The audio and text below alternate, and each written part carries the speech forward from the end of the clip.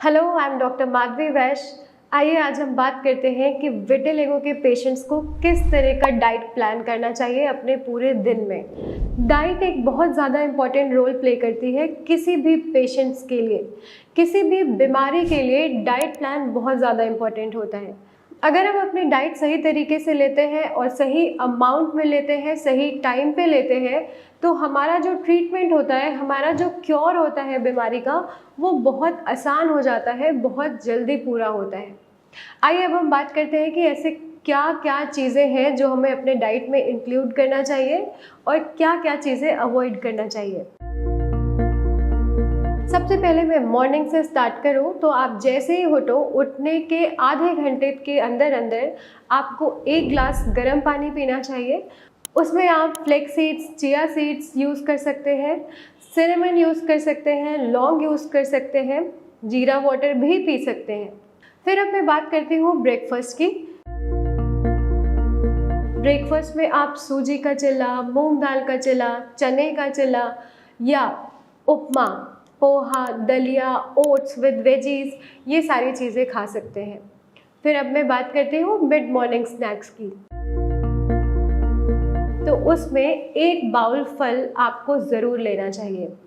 उसमें आप पपीता ले सकते हैं, सेब ले सकते हैं, वाटरमेलन और मस्क मेलन विटिलिगो के पेशेंट्स के लिए बहुत ज़्यादा अच्छा होता है। वो आपके मेलानिन प्रोडक्शन को और ज़्यादा अच्छा करता है। फिर आप और भी फल ले सकते हैं, जैसे एवोकाडो भी आपको बहुत ज़्यादा फ़ायदेमंद रहेगा। बस ध्यान रहे कि आप खट्टे फल ना लें, जैसे मौसमी हो गया, ऑरेंज हो गया या नींबू ना लें। फिर अब मैं बात करती हूँ लंच की। आप विटिलिगो के पेशेंट्स को लंच में क्या लेना चाहिए। आप 1 कटोरी दाल लें। दाल में भी मूंग दाल और मसूर दाल को प्रेफर करें। आप चना, छोला, राजमा इस तरह की चीज़ें ले सकते हैं। आप तूर दाल, चना दाल, उड़द दाल ये भी ले सकते हैं। फिर आपको 2 से 3 रोटी अपने डाइट के हिसाब से लेनी चाहिए और 1 बाउल ब्राउन राइस या क्विनोआ राइस या नॉर्मल राइस भी आप ले सकते हैं। Along with salad. सैलेड आपको बहुत ज़्यादा अच्छी मात्रा में लेना चाहिए। इसमें आप क्या क्या इंक्लूड कर सकते हैं। इसमें आपको बीटरूट इंक्लूड करना चाहिए, कैरेट इंक्लूड करना चाहिए, क्यूकम्बर इंक्लूड करना चाहिए। ये सारी चीज़ें आपके मेलानिन को प्रोड्यूस करने में बहुत ज़्यादा फ़ायदेमंद रहेंगी। फिर आप सब्जी में घिया, तोरी, टिंडा, सफ़ेद पेठा, इस तरह की सब्जियां आपके लिए बहुत ज़्यादा फ़ायदेमंद रहेंगी। अब मैं बात करती हूँ इवनिंग स्नैक्स की।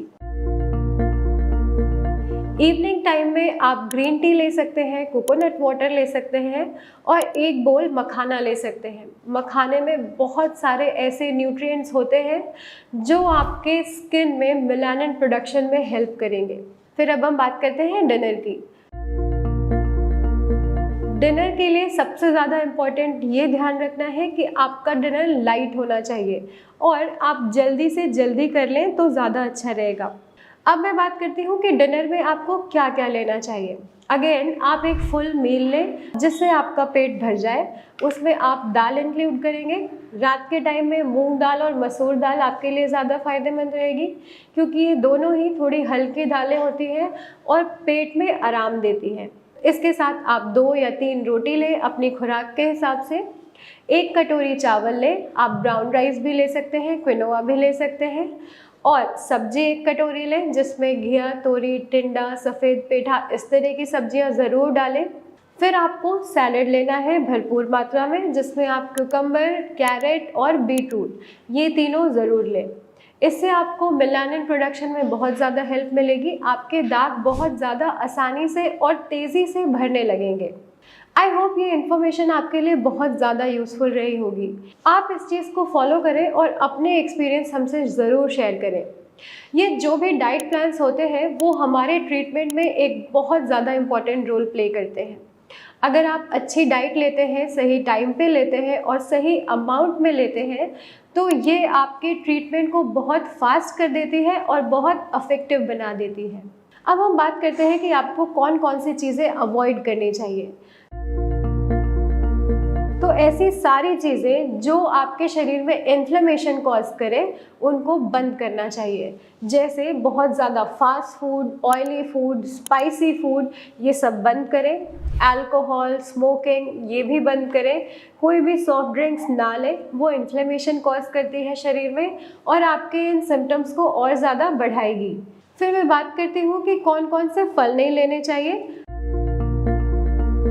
तो उसमें ऑरेंज, मौसमी, नींबू, इस तरह के खट्टे फल अवॉइड करें। आई होप ये इन्फॉर्मेशन आपके लिए बहुत ज़्यादा यूज़फुल होगी। आप या आपके किसी भी जानने वाले को विटिलिगो या सफ़ेद दाग जैसी समस्या है तो उसके परमानेंट इलाज के लिए आप हमें कॉन्टैक्ट कर सकते हैं। Thank you.